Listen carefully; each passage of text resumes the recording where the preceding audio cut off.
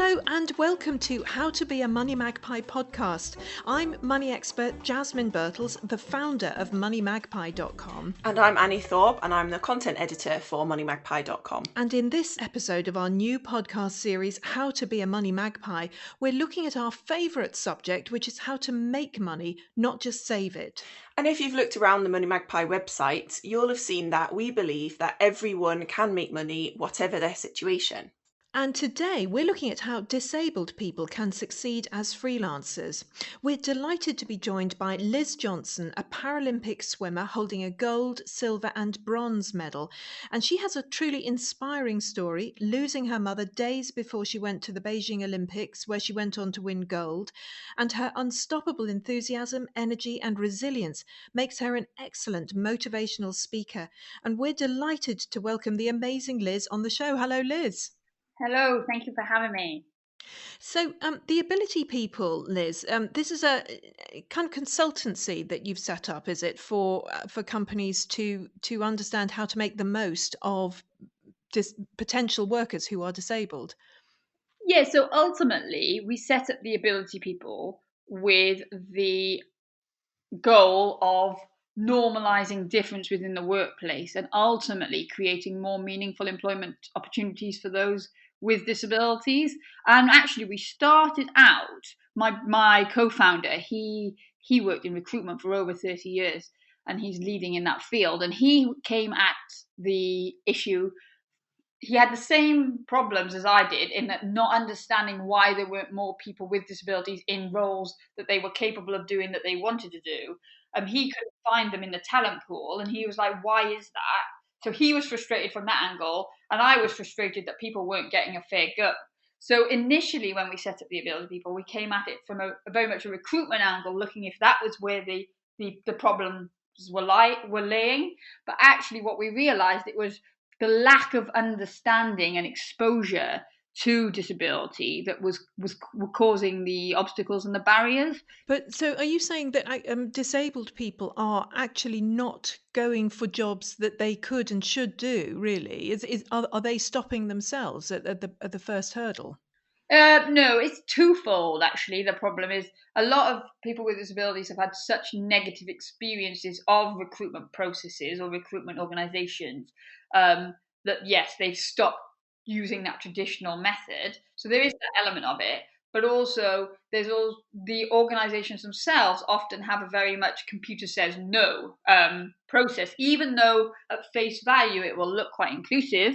So then there's a lot of barriers that are in those processes that don't really need to be there. So then you can help them remove those and find new ways to assess people and determine if they've got the skill sets. I've been in that position myself where employers never intend to exclude people with disabilities, but sometimes the processes limit what they can do. So it's often from a place of good intention that they want to hire people with disabilities and with long-term chronic conditions, but they just don't know how. So I think what the Ability People does is really admirable.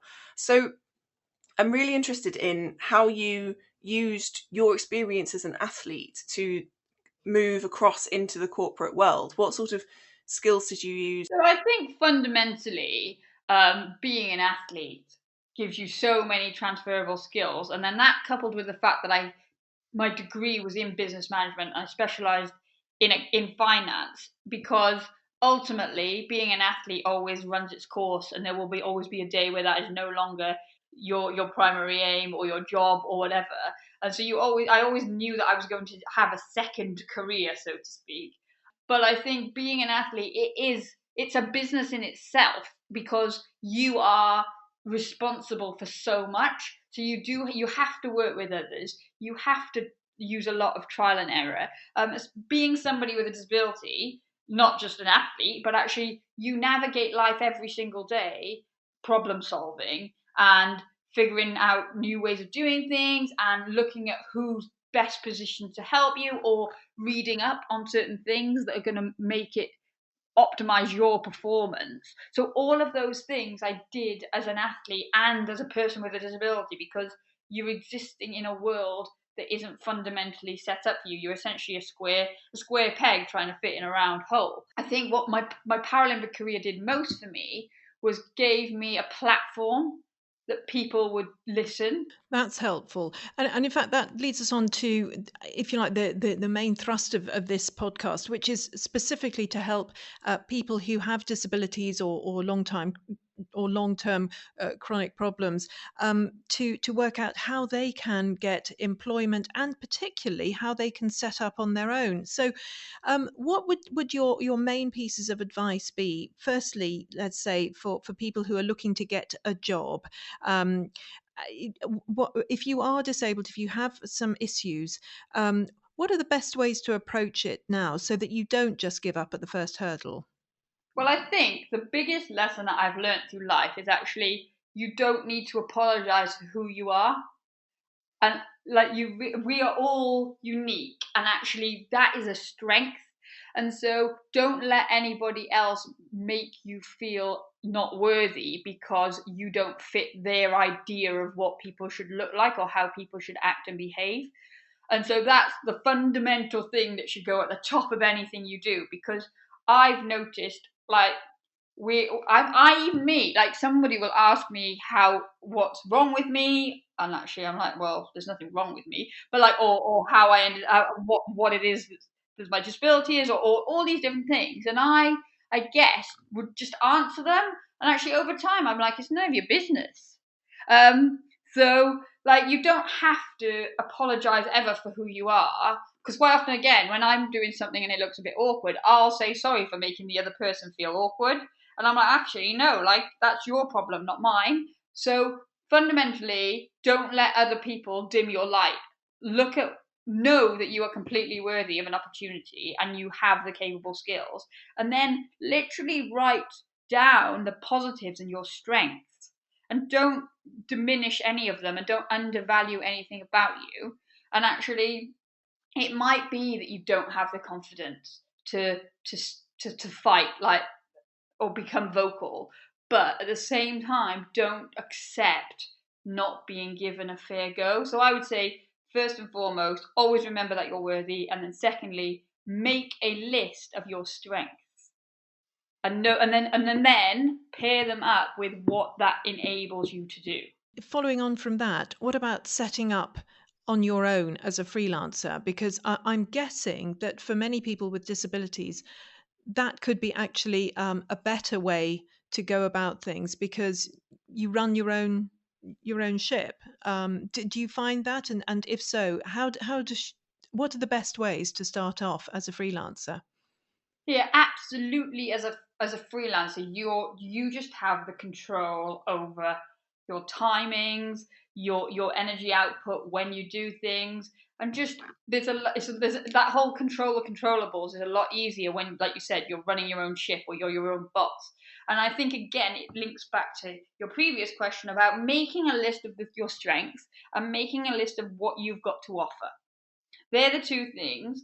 And then hopefully in some shape or form you've got a bit of proof because you've done it, even if you've only done it as a hobby, or you did work in an environment and now you're coming out of that environment to be a freelancer. But like, take opportunities to help build up your portfolio and your evidence, almost like, I guess, your virtual CV.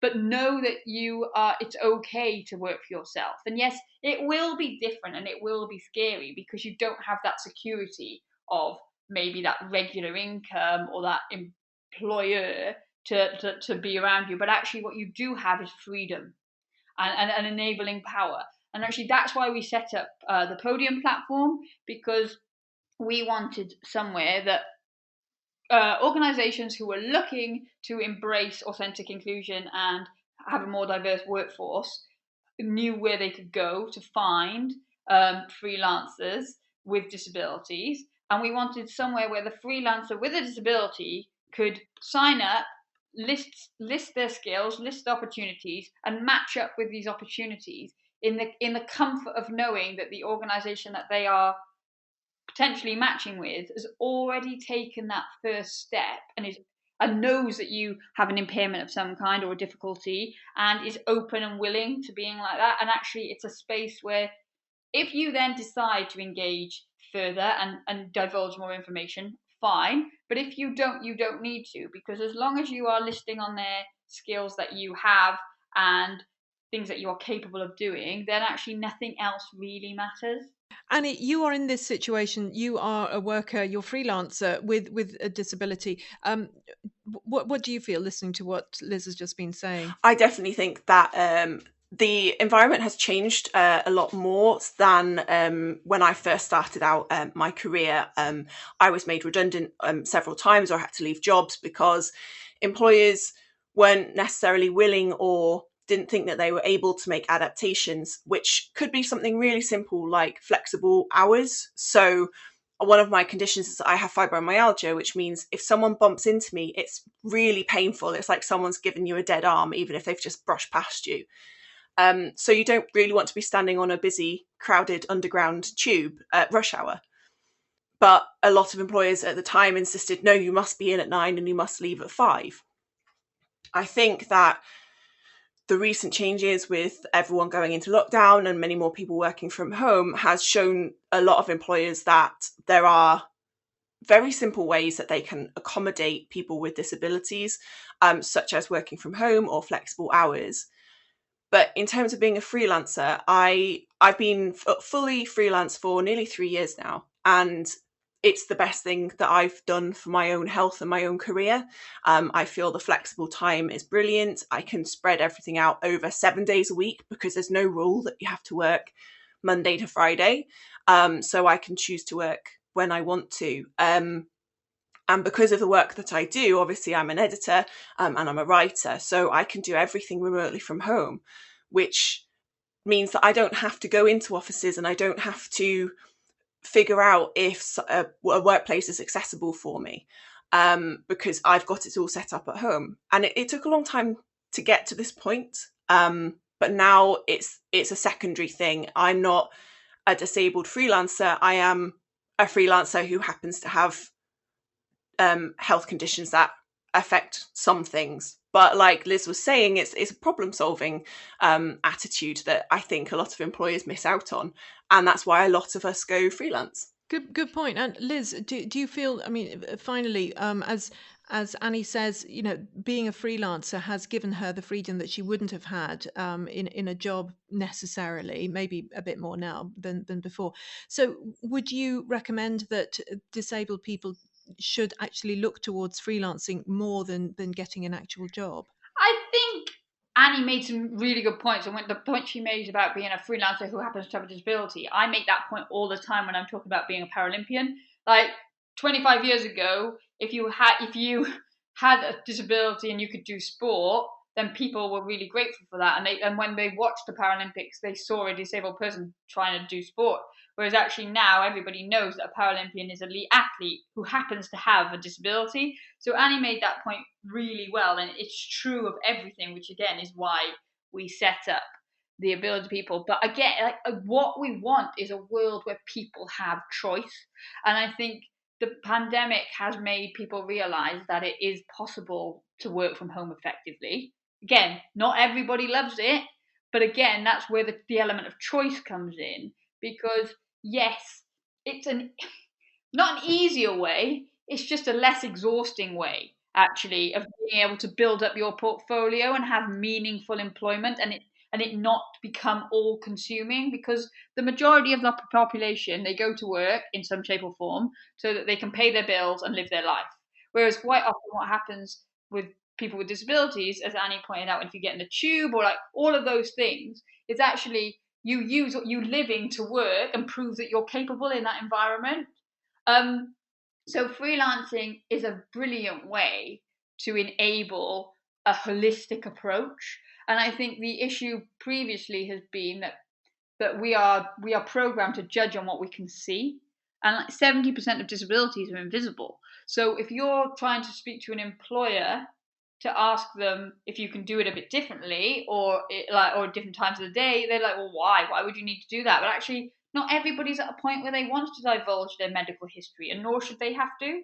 So freelancing in that sense is the perfect way, but ultimately it can be that you would love to one day then work in a workplace, in an office with people. And it might even be that actually you use the freelancing as a way to build up that work experience, build up that portfolio, build up that, and that showcase what you are capable of. Yeah, yes, I think you're right, and we say this with able people as well as disabled, that being freelance and working on contract or whatever is often a very good way to then get a full-time job if you are wanting one. Because they know what you're like, they can try you out as a freelancer and then go, actually, would you like to work for us full-time? And frankly, you might not. You might enjoy being a freelancer so much you get, well, actually, I'd like to just carry on as we are. But thank you so much for all of that, Liz. Because it was, we do have a lot of readers on Money Magpie who have various disabilities, and we've had quite a lot of questions about how to make money when you're disabled. All sorts of questions that aren't being answered elsewhere. So if you are one of those and you would like to find out more about the ability people and find out more about what they do, you can check it out at theabilitypeople.com. And also, our own Money Magpie readers and listeners have a wealth of tips on how disabled people can succeed as freelancers. And here's what they told us. I'm Lottie. I'm based in Sheffield. I run a dog training business. I am disabled. I was born with a condition called Klippel-Trenaunay syndrome, which it only affects about 1 in 100,000 people. So it's not very well known, but it affects each of us differently as well. So it's quite difficult to know how it's going to affect you. Klippel-Trenaunay syndrome is a vascular malformation, so it affects all of the vascular system, but it also incorporates the lymphatic system and orthopedics and major organs as well. The main thing for me is that it affects my mobility because of the bone side of it, as well as causing bleeding and clotting at the same time. When I was working employed, one of the biggest challenges for me was the time that I had to take off. In one of my jobs, I had an excellent boss, but we found that I just couldn't do a lot of what the job required because of physical limitations, and she was quite happy to mitigate that. But for me, it just felt like I wasn't achieving what I wanted to achieve in paid employment. So that was when I started to work for myself, which on the upside, it's more flexible. I can work where I need to work. If I need to work like with my feet up or in bed, I can. The downside is you are running all of the business, at least until you can afford to kind of delegate parts of it. And as somebody with limited energy and ill health, that's the real challenge, to try and keep up with everything. If somebody with a disability came to me asking advice about setting up their own business, I would try to keep in mind that it is very, very difficult, that there are those challenges, and it is hard work. It's not, although it's more flexible, it is hard. However, there's a lot of people, the more people that I talk to as I network, I find that there's a lot of people who start up their own business to allow for health issues. And it certainly can be done. And there's also certain amount of help out there for people who want to do that. So certainly go for it, but look into it in depth first. The sort of website that Liz has created, I think, it's an amazing opportunity for people. And a lot of people who are disabled or have chronic ill health, when running a business, do so online. So I think to have that support online and to have the knowledge that you're supported in your specific problem as well, that's really, really important. I think it's a great idea. Isn't that interesting? And it's a really good point, Annie and Liz, about running your own business, which is it's tough. I mean, I run businesses, you guys run businesses. It's not that easy because you've got all the extra stuff that you don't have if you work for somebody else, and they have to deal with all the extra admin, etc. Yeah, absolutely. I think there's a lot more responsibility because the buck stops with you. But I think, again, we're very resourceful individuals, and actually, it's about surrounding yourself with the right people. So it might be that those that are helping you initially are those that might be your friends or your parents, just to do the little bits when or your siblings or anybody really in your network that can do the little bits that maybe you can delegate to them so that you can conserve your energy. But all of those things that we've mentioned throughout this podcast about being resilient and motivated and having good time management, and actually, just as Annie said, that ability to just focus when you need to, because it's for you, and I guess self-preservation is key. And just not biting off more than you can chew, and you can do it in stages. Not Rome wasn't built in a day, but you can start small and build up. And Annie, we've got a lot of information on MoneyMagpie about how you can set up as a freelancer and how you can get extra money if you are disabled. Run me through some of this. Absolutely. I've been through all of these systems myself. I understand how difficult it is, because it's well known as well that people with disabilities do tend to have lower incomes because they work part-time or because there isn't so much access to the opportunities. So finding extra resources for income, especially when you're looking at starting out as a freelancer, is really important. So if you're not already in work, there is universal credit. It might be a flawed system, but it is there to help. Disabled people go through a work capability assessment, which could net you more benefit money each month. And it also ring fences a higher earning allowance, which means you can earn more each month before the earnings taper kicks in, where you start losing money based on what you've earned. How much you get and your earnings limit will depend on your circumstances. Once you're on universal credit, do ask your job coach about the new enterprise allowance. It doesn't suit everyone because it is less money than the normal universal credit allowance, but it does give you access to free mentorship and help setting up a business. So it can suit some people. You can start earning even when you're on universal credit, as you report your earnings and expenses monthly. So as your income fluctuates, so does your benefit. So you're not suddenly left out in the cold as soon as you start earning money. Even if you're not eligible for means-tested benefits like universal credit, you can still apply for personal independence payment as an optional additional source of income. Again, the amount you receive does vary depending on your circumstances, but you can claim it whether you're in work or not. And finally, when you're setting up as a new entrepreneur, do talk to Access to Work. They're a government scheme to help you afford adapted equipment that'll help you do your job. For example, I've used the scheme myself to source a sit-stand desk and a specialised ergonomic chair and speech-to-text software. In most cases, the entire cost is covered. Sometimes you'll be asked to pay a small amount, which is usually around 10%, to cover what's called social and domestic use, which is when you'll also use the equipment for personal use as well as business use. So you just pay the proportion of personal use. We've got articles about all of these things and so much more on moneymagpie.com, so do take a look.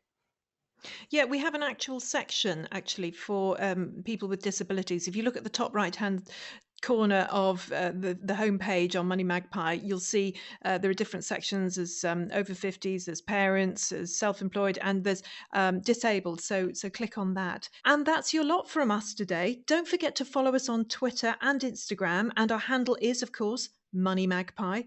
If you have a story you'd like us to feature or have a burning question, head over to the podcast thread on our message boards. Put something up there. In fact, put a question on any of the message boards, and not only will we answer it, but it might be picked up for the next podcast. We're interested in any of your fab money tips as well. Today's episode was presented by myself, Jasmine Birtles, with Annie Thorpe and our producer, John Offord. The music was composed for MoneyMagpie by Thomas Hewitt Jones.